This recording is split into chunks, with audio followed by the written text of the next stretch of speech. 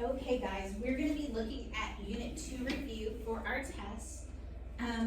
There's a couple of things that we're going to review, and we'll do this really quickly so we can move on to the multiple choice. So the law of man basically states when the price increases, your quantity demand will decrease.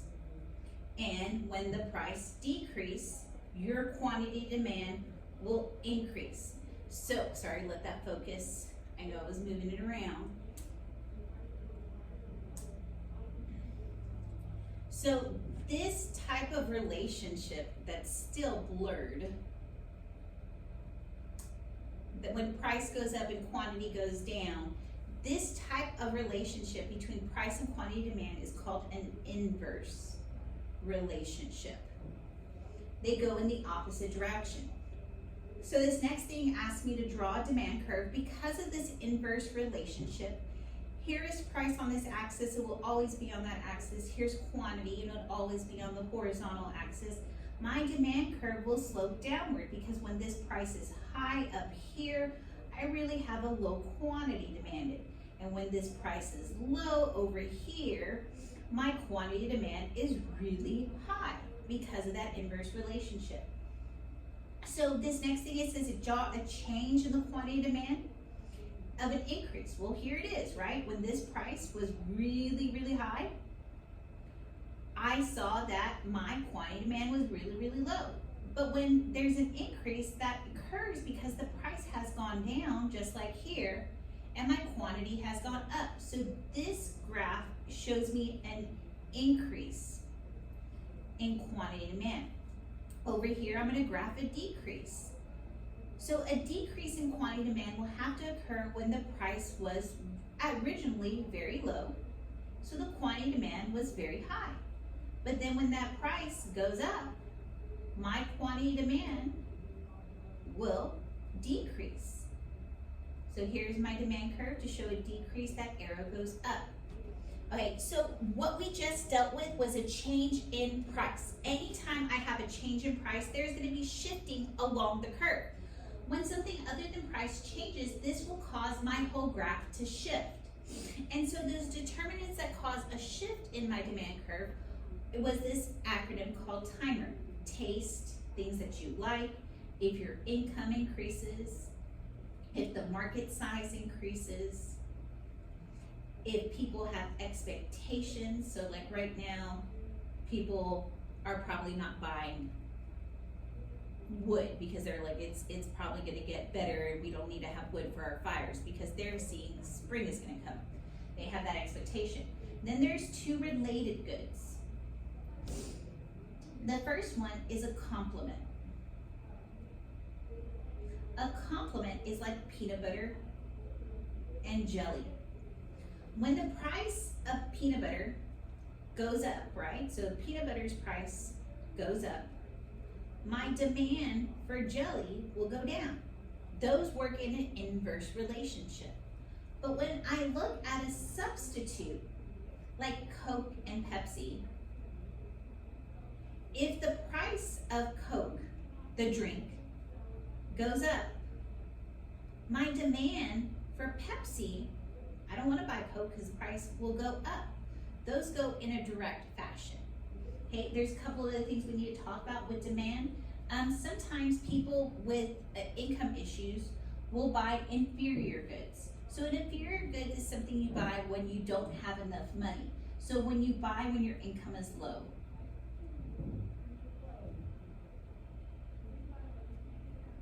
Or has declined, let's just say that. So for example, an inferior good is like a generic brand.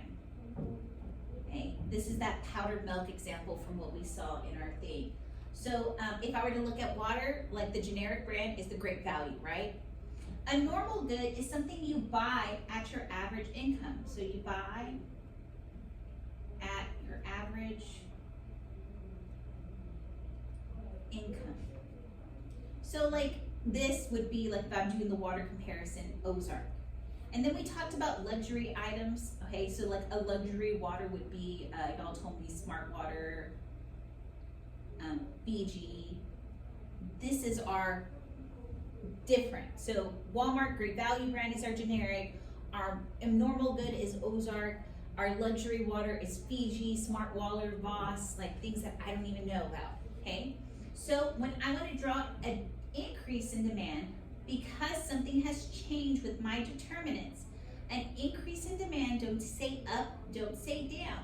The curve either goes to the left for less or to the right for more. So an increase in demand would cause that demand curve to be moved to the right.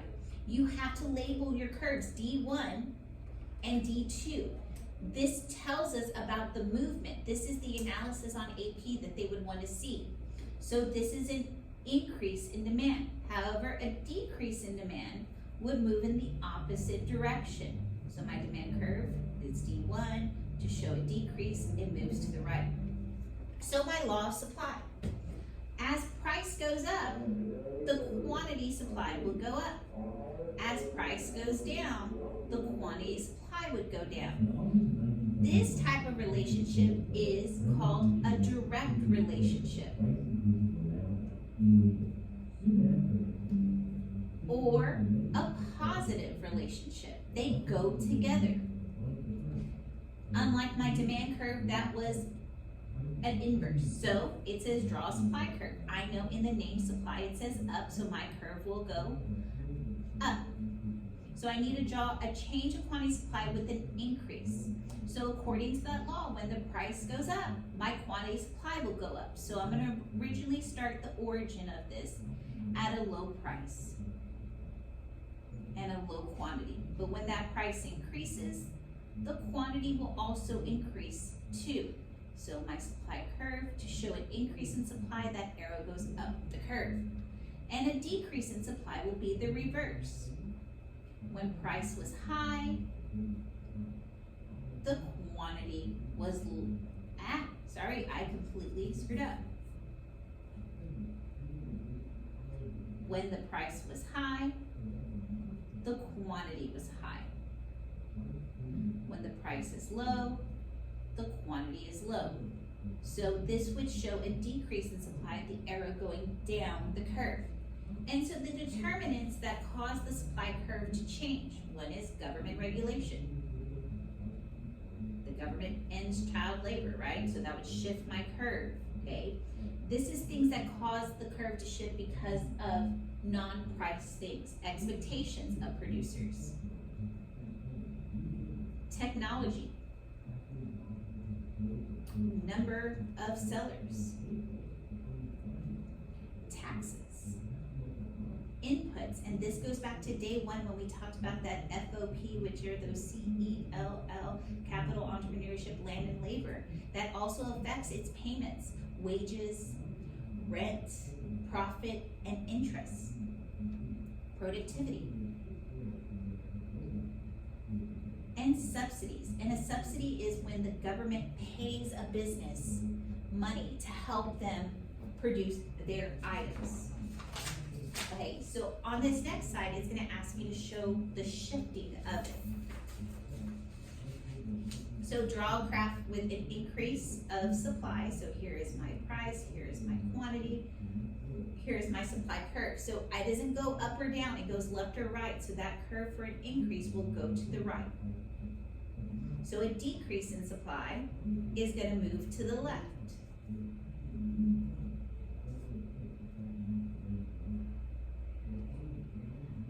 Okay, so I need to draw the market at equilibrium, but I need to refocus because life gets blurry. Okay, so my market at equilibrium, this is called the market clearing price. When my suppliers and my demanders agree on the same price and the same quantity.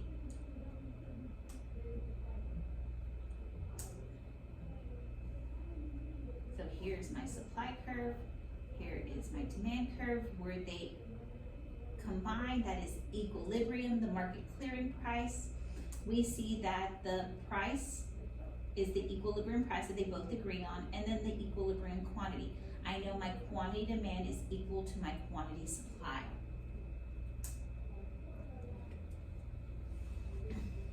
This camera is, sorry guys.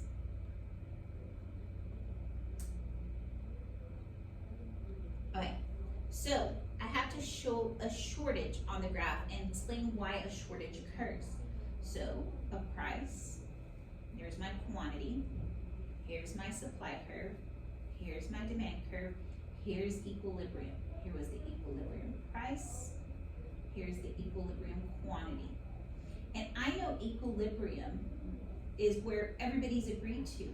But when I have a shortage is below equilibrium because my quantity demand is greater than my quantity supply. So my quantity demand is greater than my quantity supply. And this leads to a shortage. People are demanding more because according to the law of demand, when the price is low, the quantity demand is high. But however, with the law of supply, when the price is low, my quantity supply is low.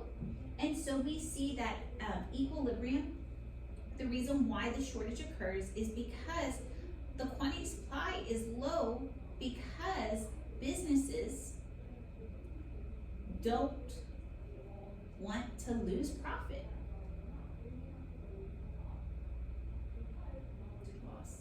To lose, okay? To give up profit, okay? And then my quantity demand, our buyers want to buy because the price is low. And this is what sets up that shortage. The next one is a surplus. And a surplus occurs above equilibrium. So here's price, here's quantity, here's the supply, here's the demand, here's my equilibrium, here's the equilibrium price, here's the equilibrium quantity. Here is a high price, right? And then at this high price, my quantity supply is great. However, my quantity demand is not as high. I know my quantity supply is greater than my quantity demand. And a lot of this deals with the price. They're supplying a lot because the business, I'm just going to abbreviate business, will make money. However, my quantity demand is low because buyers don't want to spend too much.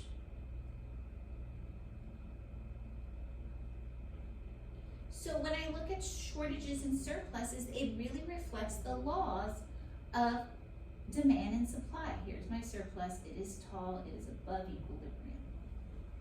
The next thing I have to look at is price ceilings and price floors. And again, I keep on telling people the price ceilings and price floors, they function as their definition, but not where they are geographically located. So when I look at a price ceiling, that's the highest price that could be asked. That's the highest price that could be asked. So here's supply, here's demand, and my price ceiling is below equilibrium. And so, just like my shortage, my quantity demand is high, but my quantity supply is low because that price ceiling is the max price for a product. The government has come in and put that ceiling in. So an example of a price ceiling is rent control. Okay? And we know because the prices are so low, below equilibrium, this is what's leading to that excess of people demanding it. So I want to look at a price floor. A price floor is geographically not where we're going to like it. Here's supply, here's demand, here's that equilibrium price.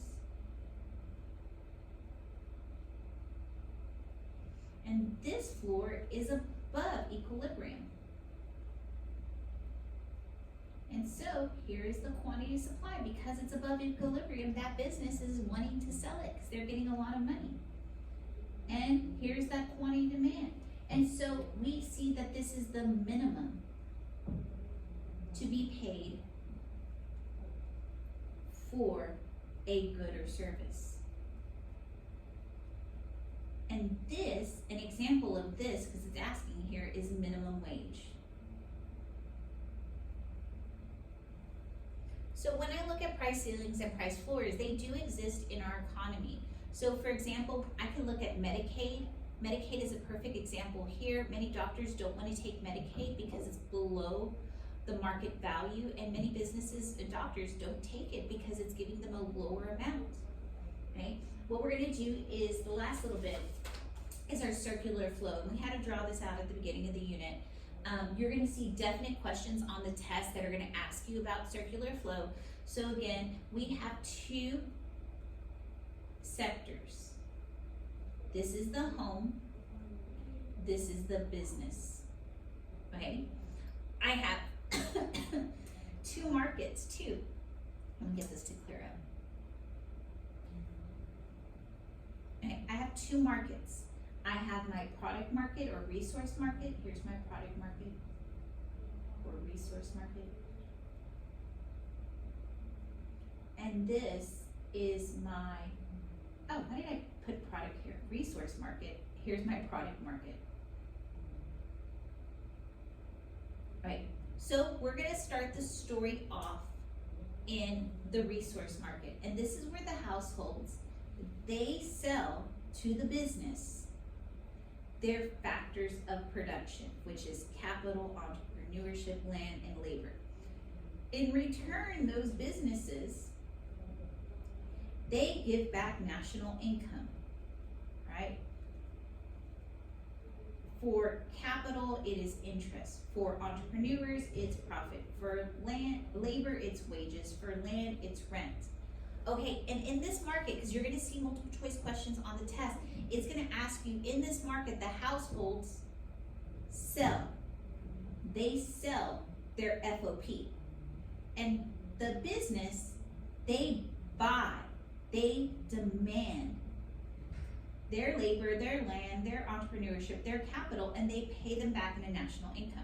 So you wake up every morning and you sell yourself to your business and they give you back this national income. In return, you come home and you want to buy stuff. Well, all of our payments, which we're going to learn in our next unit, come into this thing called GDP. It is a money payment. There's 3 different types of money payments, which we'll get into later. And in return, that business gives us goods and services. Okay? So in this market, the household is the buyer. They are the demander, and the business is the seller. And you have to get those concepts in together. So the next thing, and you're gonna see this in class next time, is the business cycle. So our business cycle just looks like this.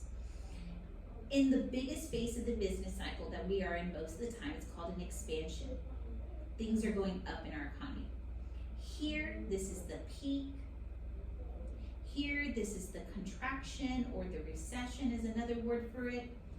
And then here is the trough, the bottom of it, or probably better over here, this is lower, the trough. And so what we're gonna look at is the characteristics of this, which you'll see in your business cycle PowerPoint. So one of the biggest things I want us to look is at unemployment. And this is the determinant that's gonna go opposite of the other determinants. So in the expansion, what am I gonna think with unemployment? Unemployment's gonna be low. However, when I look at all my other determinants, GDP, which we'll get into the next unit, demand, in the next unit, inflation, in the next unit, factory production, because we're in an expansion, all of this is up. Do y'all see how these work in the inverse? Okay, so when I'm at the peak, unemployment is at its highest. And all of these other indicators, GDP, demand, inflation, factory production, is also at its highest. What did I say highest? I meant lowest, guys, I'm sorry. Now over here, when I'm in a contraction, when I look at that unemployment, it's gonna be high. And these are gonna be low. Lastly, in the trough, that unemployment is gonna be the highest, and this is gonna be at its lowest. I just didn't wanna rewrite them all over again. I promise you're gonna see that in the business cycle PowerPoint